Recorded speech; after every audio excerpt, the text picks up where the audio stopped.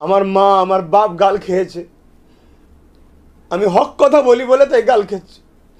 তাহলে কি হক কথা বলা বন্ধ করে দেবো? না, বন্ধ করো। এটা হয়তো আমার আল্লাহর পক্ষ থেকে পরীক্ষা। হ্যাঁ, আমিও দেখেছি অনেক কষ্ট। কালকে তারা নিজেরাই গোষ্ঠীদ্বন্দ্ব করলো, আমার মা তুলে গাল দিচ্ছে। তোর যদি আমাকে এতই মারা শখ যায়, তোদের ভাঙড়ে যখন যাই বেরো দিবি ডাইরেক্ট।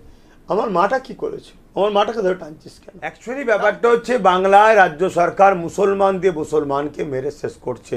টিএমসির গোষ্ঠীদ্বন্দ্ব রাজ্য সরকার বা তারা নিজেরাই লাগাচ্ছে, লাগিয়ে দিয়ে তারা গোষ্ঠীদ্বন্দ্ব করে এদেরকে সুযোগ দিয়ে সব ভাইয়েরা টিএমসি করছেন।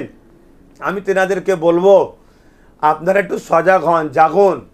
ওপরে বসে দুজন মিলে মুসলমান দিয়ে মুসলমানকে কাটাচ্ছে, মুসলমানকে দিয়ে মুসলমানকে মার্ডার করাচ্ছে, মুসলমানকে দিয়ে মুসলমানকে মারছে, একজনকে দিয়ে আর একজনকে বোম বন্দুক কেস দিয়ে তাকে ফাঁসিয়ে দিচ্ছে। ওই ভাঙরে দেখুন না, একটা গ্রুপ ছিল তাকে কোণঠাসা করে আর একটা গ্রুপকে আনা হয়েছে, আবার একে কোণঠাসা করে আর একটা গ্রুপকে আনা হয়েছে। রাজনীতির নামে খুন গুন্ডাগিরি সন্ত্রাসী বন্ধ হওয়া দরকার। এটা কড়াভাবে প্রশাসন যারা আছে তাদেরকে দেখতে হবে। কিন্তু প্রশাসন বন্ধুদেরকে কি বলবো দেখতে, প্রশাসন বন্ধুরাও তো শাসকের চাপে পড়ে হোক আর শাসকের সঙ্গে রাজনীতি করবার শখে হোক, তারাও তো ঠিকভাবে আর আইনকে কাজে লাগাচ্ছে না। কসবা ল কলেজে টিএমসির এক বোনকে টিএমসির লোকেরাই শারীরিক নির্যাতন করেছে, যেটাকে ধর্ষণ করেছে। এরকম তো অহরহ হচ্ছে, অহরহ ঘটে চলেছে। ঘটনা কালকে ঘটেছে। এটা অত্যন্ত টিএমসির ভাইদেরই ভাবা দরকার যে আমরা কোন দল করছি, কাদের জন্য করছি। আমার খুব ব্যথা লেগেছে। আমি এ বিচার আমার আল্লাহর কাছে দিয়েছি, আল্লাহ দেখেছে, আল্লাহ তিনি শুনেছেন সব, তিনি বিচার করবেন আল্লাহ। এছাড়া আমার আর কিছু বলার নেই।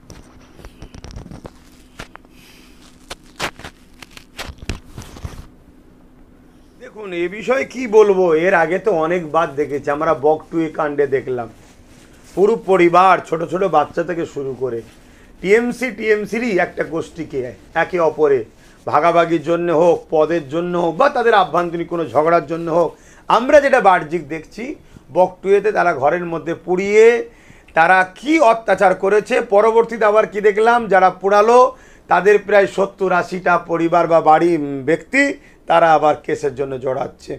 অ্যাকচুয়ালি ব্যাপারটা হচ্ছে, বাংলায় রাজ্য সরকার মুসলমান দিয়ে মুসলমানকে মেরে শেষ করছে। টিএমসির গোষ্ঠীদ্বন্দ্ব রাজ্য সরকার বা তারা নিজেরাই লাগাচ্ছে, লাগিয়ে দিয়ে তারা গোষ্ঠীদ্বন্দ্ব করে এদেরকে সুযোগ দিয়েছে। থালে খাবার দিয়েছে, দুজনকেই ছেড়ে দিয়েছে, যে যার খাবারে ভাগ লিবার জন্য চলছে।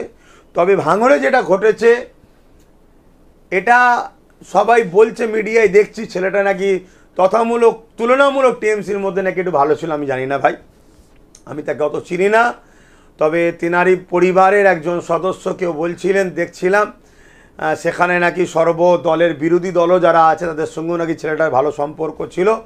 কিন্তু দুর্ভাগ্য, আমার রাজ্যে যে জিনিসটা কেউ কখনো করে না, মানে একটা প্রবাদ বাক্য যে কাগেরও গোস্ত নাকি খাই না, সেখানে আমার রাজ্যে টিএমসিকেই খুন করে। যেমন আমরা দেখলাম কিছুদিন আগে কসবা, কি বলে কসবাই তো নাকি ওই, হ্যাঁ, কসবা ল কলেজে টিএমসিরই এক বোনকে টিএমসির লোকেরাই শারীরিক নির্যাতন করেছে, যেটাকে ধর্ষণ করেছে। এরকম তো অহরহ হচ্ছে, অহরহ ঘটে চলেছে। তা সেই জায়গায় সামান্য পদের জন্য কি লড়াই তাদের মধ্যে ছিল অত আমি ডিপে জানি না। তবে এতটুকু বলতে পারি, যেসব ভাইয়েরা টিএমসি করছেন আমি তেনাদেরকে বলবো, আপনারা একটু সজাগ হন, জাগুন। ওপরে বসে দুজন মিলে মুসলমান দিয়ে মুসলমানকে কাটাচ্ছে, মুসলমানকে দিয়ে মুসলমানকে মার্ডার করাচ্ছে, মুসলমানকে দিয়ে মুসলমানকে মারছে, একজনকে দিয়ে আর একজনকে বোম বন্দুক কেস দিয়ে তাকে ফাঁসিয়ে দিচ্ছে। ওই ভাঙরে দেখুন না, একটা গ্রুপ ছিল তাকে কোণঠাসা করে আর একটা গ্রুপকে আনা হয়েছে, আবার একে কোণঠাসা করে আর একটা গ্রুপকে আনা হচ্ছে।